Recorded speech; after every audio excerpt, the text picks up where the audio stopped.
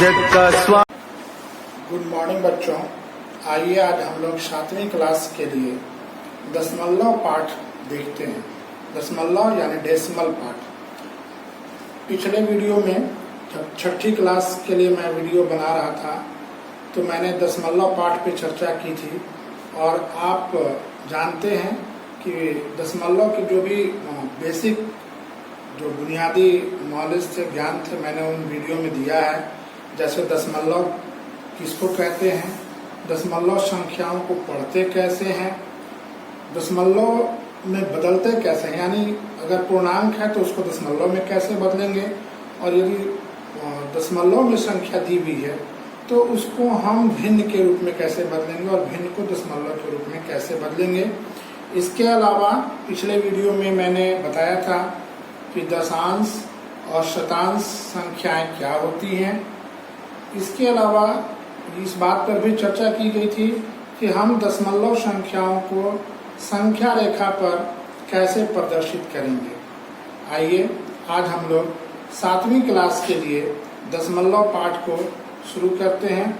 दशमलव पाठ में हम लोग आज जो पहला बिंदु जिस पे चर्चा करेंगे वह बिंदु है असमान दशमलव को समान दशमलव में बदलना। अब असमान दशमलव क्या है और उसको समान दशमलव हम लोग कैसे बदलेंगे, आइए हम लोग उदाहरण देते हैं।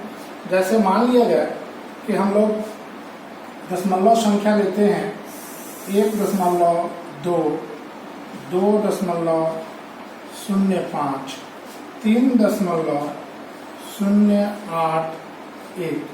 अब आप देख सकते हैं कि ये 3 दशमलव संख्याएं हैं हमारे पास, 1.2, 2.05, 3.081।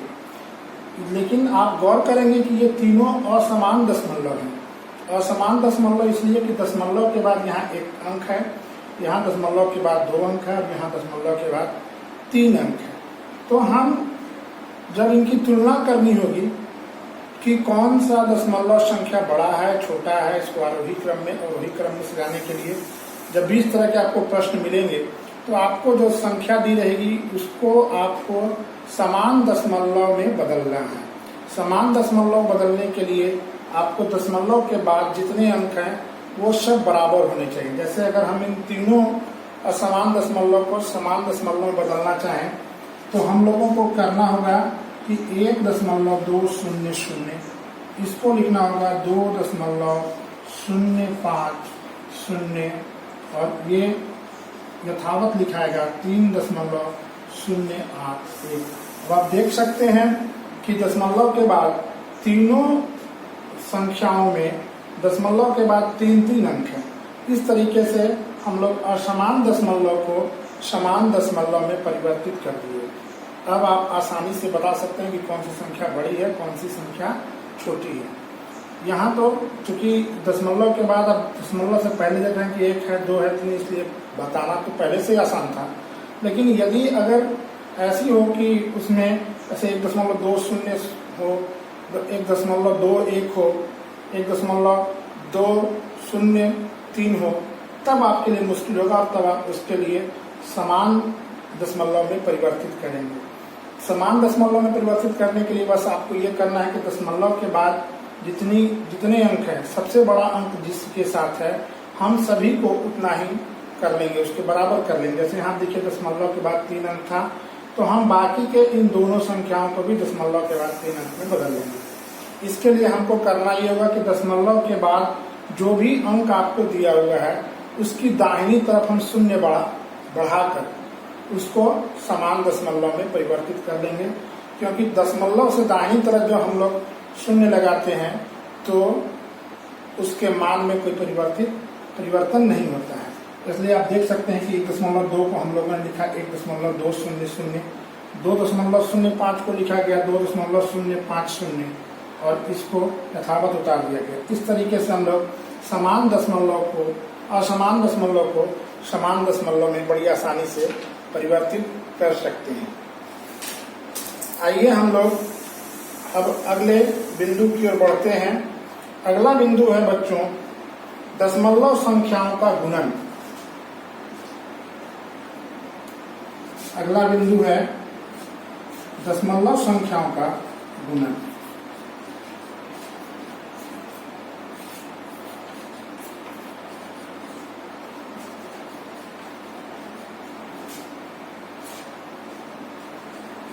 दशमलव संख्याओं का गुणन। दशमलव संख्याओं का जब आप गुणन करेंगे बच्चों, तो आपको ध्यान रखना है कि जैसे हम लोग सामान्य गुणन करते हैं, ठीक उसी तरीके से हम दशमलव संख्याओं का भी गुणन करेंगे। बस इसमें उत्तर के समय दशमलव हम लोगों को यथास्थान लिखना होगा।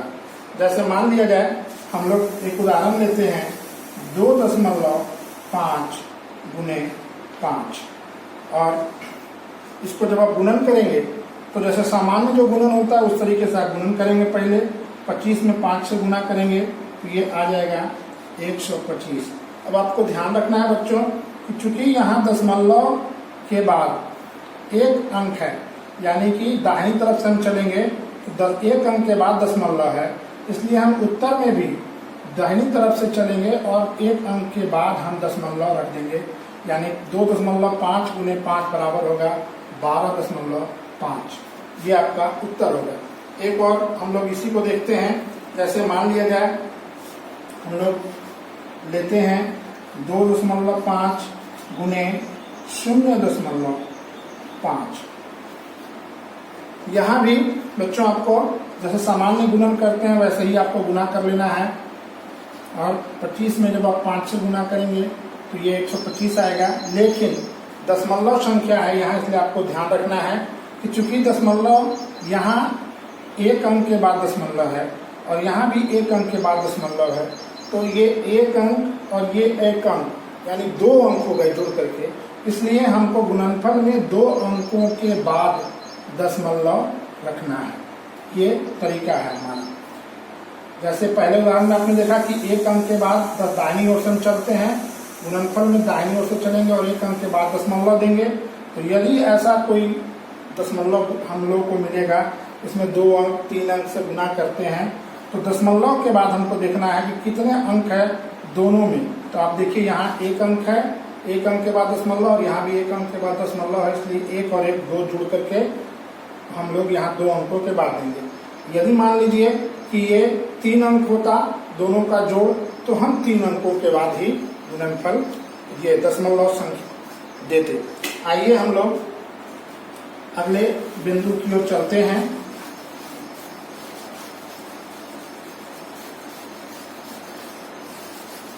अगला बिंदु है बच्चों दशमलव संख्याओं को,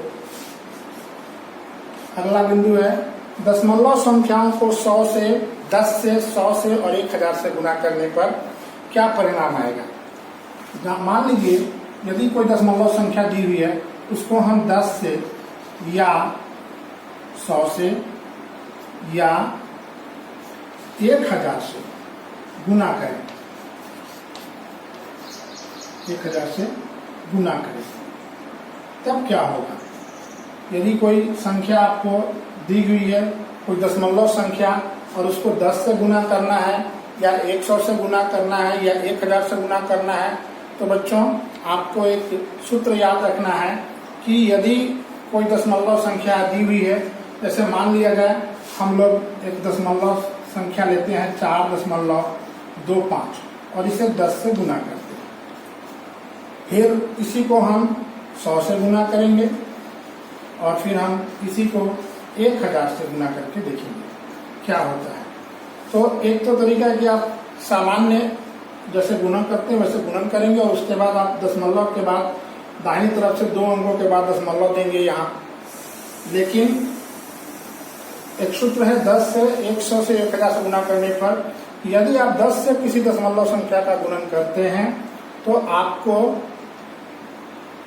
दशमलव को दाहिनी तरफ 1 अंक खिसका देना है।